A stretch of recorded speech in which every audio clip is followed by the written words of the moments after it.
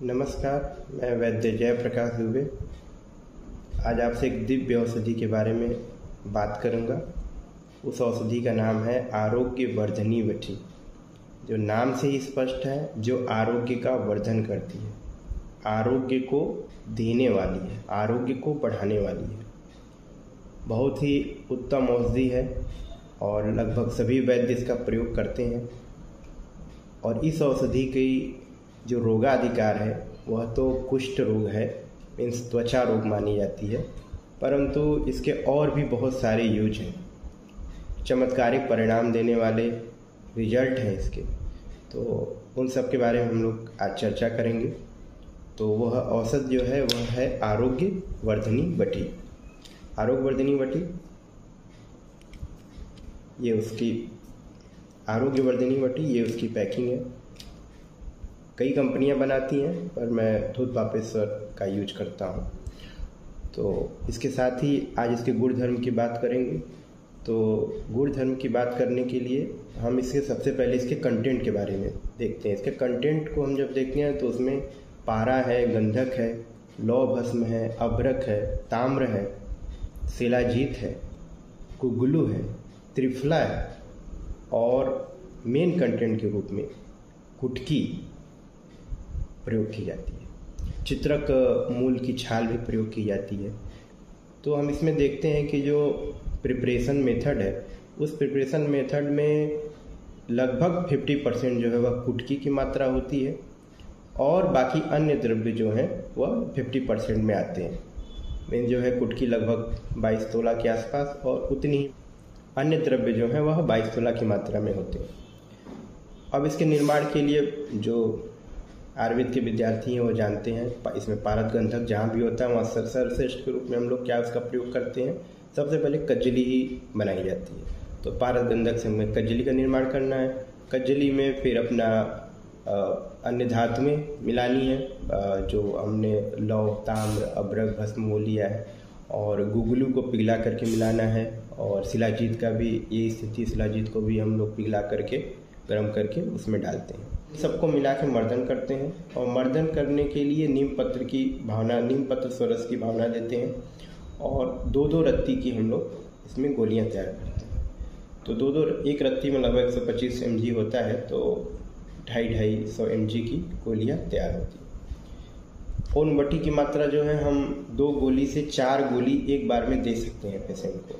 और प्रयोग में हम इसमें दूध के साथ, पुनर्नवा क्वाथ के साथ या फिर दशमूल क्वाथ के साथ इसका प्रयोग करते हैं। ये हो गई इसके कंटेंट की बात और इसके सामान्य उपयोग की। पर इसके जो गुण बताए गए हैं उसको हम डिस्कशन करेंगे, उससे आपको आइडिया लगेगा कि इसको हम कहाँ कहाँ प्रयोग कर सकते हैं। तो एक्चुअल में दीपन पाचन है, स्रोतोशोधन है, मेद को कम करने वाली है, मल को शरीर से बाहर निकालने वाली है, यकृत, प्लीहा, लंग्स, इन सब में अगर कहीं शोथ है, स्वेलिंग है, तो आंत में सूजन है, उनको यह दूर करने वाली होती है। अब इसका प्रयोग कैसे करें? प्रयोग करने के लिए जैसे अगर सर्वांग शोथ है तो आप पेशेंट को इसको दे सकते हैं। 2-2 रत्ती की गोलियां दीजिए, मतलब 2-2 गोली आप दे रहे हैं उसको, तो उसको टोटल दूध पे पेशेंट को हम लोग रखते हैं। जो भी इसको कल प्रयोग में हम लोग करते हैं, कल प्रयोग क्या होता है मैं वीडियो के अंत में आपको बताऊंगा। तो उसमें पथ्य के रूप में केवल दूध का प्रयोग करते हैं। यकृत शोथ है, अगर लीवर में किसी प्रकार का सूजन है तो उसमें भी हम लोग आरोग्य वर्धनी को पुनर्नवा अष्टक क्वाथ के साथ हम इसका प्रयोग कर सकते हैं। पुनर्नवा स्वयं में सूजन को कम करने वाला होता है, शोथ को कम करने वाला होता है, तो हम उसका प्रयोग कर सकते हैं। हृदय रोग जन्य है, अगर कार्डियक कोई इन्फ्लेमेशन है, कार्डियक शोथ वगैरह इस तरह की अगर हृदय शोथ मिलता है जिसकी वजह से आपके शरीर में स्वेलिंग आ रही है, तो हृदय प्रति चूर्ण के साथ जो है हम इसको आधा से 1 रत्ती की मात्रा में दे सकते हैं। यदि लंग्स में शोथ की बात है, उसको हम ट्रीटमेंट करना चाहते हैं, तो प्राणवशोथस की जो आयुर्वेदिक कॉन्सेप्ट है उसको लेकर के हम समझते हैं, तो हम इसमें वासा सोरस के साथ या श्रृंग भस्म के साथ इसको दे सकते हैं। मेद रोग में अगर इसको हम लेखन गुड़ का इसका प्रयोग करना चाहते हैं और मेद को कम करना चाहते हैं, तो महामंजिष्ठा के साथ हम इसका प्रयोग कर सकते हैं। साथ में रोगी को केवल गोदुग्ध में आप पथ्य पर रखिए, मेद में क्षय हो आपको स्पष्ट दिखाई देगा। यह औषधि दीपन पाचन है क्योंकि इसमें चित्रक है, तो इसके लिए हम ये समझ सकते हैं कि यह जो है अजीर्ण में, अग्निमांद में और यकृत दौर्बल्य में, जिसमें भूख नहीं लग रही है, उसमें इसका हम लोग प्रयोग कर सकते हैं। मलावरोध की बहुत ज़्यादा कॉन्स्टिपेशन है किसी को, उसमें यह उत्तम औषधि है। बाकी अगर हम त्वचा रोग की बात करेंगे तो कुष्ठ तो इसका रोगाधिकार है ही। वात कफ प्रधान जो कुष्ठ होते हैं, जैसे कपाल है, मंडल है, विपादिका है, उन सब में इसका प्रयोग हम कर सकते हैं। त्वचा रोग में अगर हम प्रयोग कर रहे हैं इसको, तो हम इसमें गंधक के साथ, पंचतिक्त घृत गुगलू के साथ, या पंचतिक्त चूर्ण के साथ, या खदीरा रिष्ट या खदीर क्वाथ के साथ इसका प्रयोग करना चाहिए।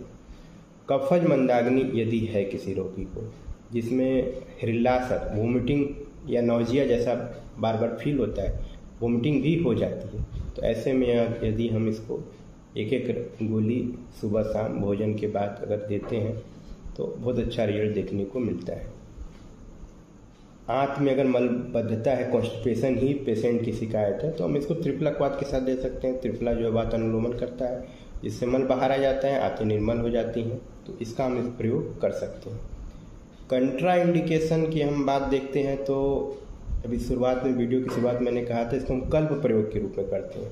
कल्प प्रयोग यह होता है कि एक निश्चित कालखंड तक या काल समय तक हम इसका सेवन करें, उसके बाद कुछ समय तक के लिए इसको स्टॉप कर दें, न लें, उसके बाद फिर से इसको स्टार्ट करें। तो जैसे मान लीजिए कि हमारी प्रैक्टिस में या मेरी प्रैक्टिस में ऐसा है कि मैं 15 दिन से ज़्यादा इसको नहीं चलाता हूँ। 15 दिन तक दिया, फिर 15 दिन के लिए गैप कर देता हूँ, यानी 2 वीक ऑन 2 वीक ऑफ। उसके बाद क्या होता है कि 2 वीक ऑन होता है, 2 वीक ऑफ होता है, उसके बाद फिर से मैं इसका प्रयोग करता हूँ। ठीक है, तो ज़्यादातर त्वचा रोग में प्रयोग करता हूँ और उदर रोगों में करता हूँ, तो बहुत सारे विकल्प हैं, आप प्रयोग कर सकते हैं।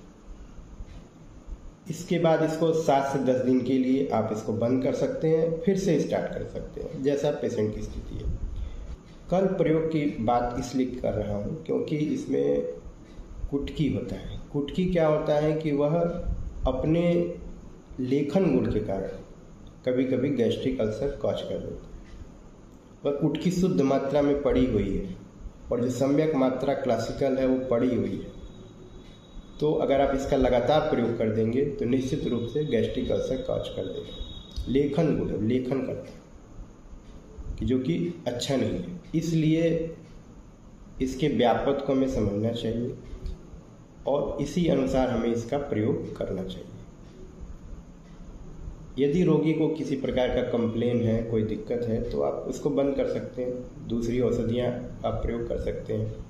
साथ में पित्त प्रकृति का व्यक्ति है और गर्भिणी है, स्त्री है, तो उनको उनमें इस औषधि का प्रयोग न करें। जय आयुर्वेद, जय धन्वंतरि।